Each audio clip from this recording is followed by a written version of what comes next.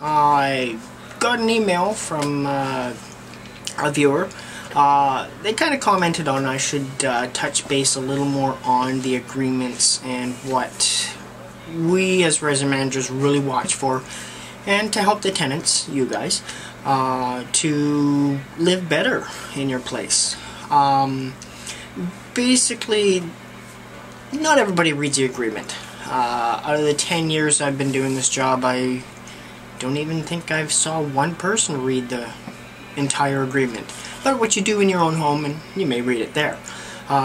Basically, we want to touch base on conduct.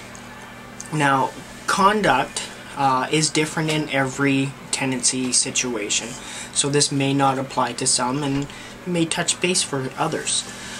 Basically, any excessive noise, what I count as excessive noise is the same repeating bass tone or noise repeated for 10 to 15 minutes.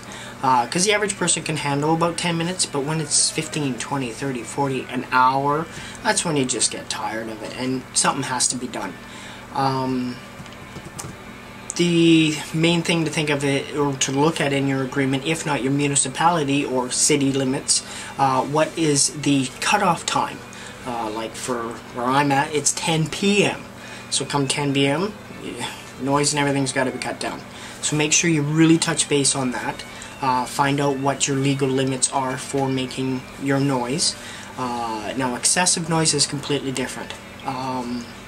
If you're banging away on drums or hammering into the wall and whatnot, or your stereo is going very loud full board, that is excessive.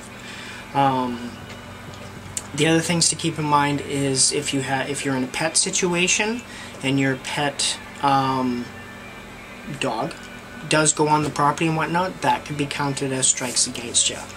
You should really clean up after your pet. That's only being respectful, not only to where you live, but to the people who are also there.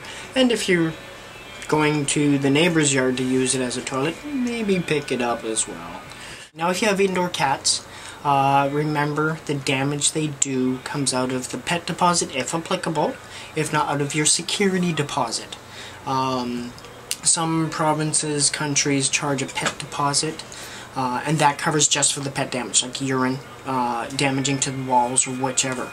But some agreements have an amendment section, which means they can come after you. Even though you've signed out, they can still come after you for up to, I don't know, $2 grand or more to replace the carpets based upon if your pet has damaged the underlay, for example.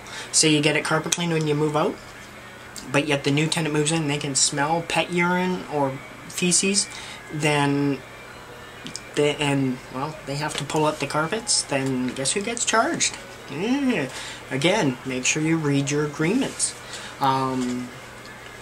The other thing is your guests.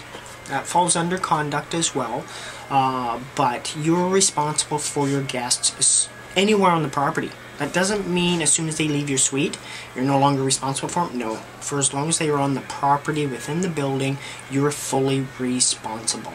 Which means if they trash the building after they leave your suite, you're accountable. You have to pay for those damages. And then it's up to you to go after your guests to take care of the payment.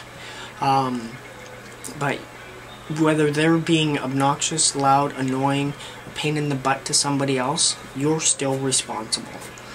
This includes partying. If you're having a party, a small get-together, and your guests leave inebriated and trash anything on the building, you're responsible. If they say, this is different per province, per region, per country, but if they leave drunk and drive and hit somebody or kill somebody, it all falls back upon you.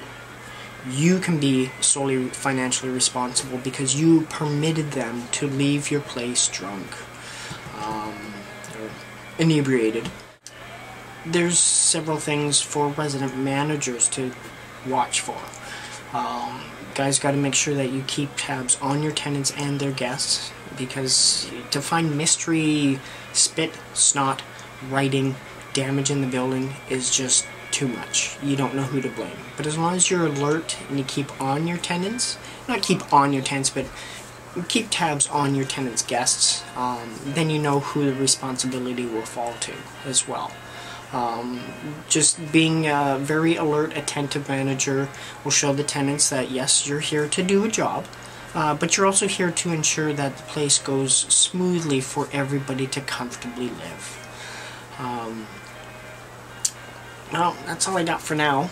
I do have a lot more running through my brain, but I'm going to do a little bit at a time.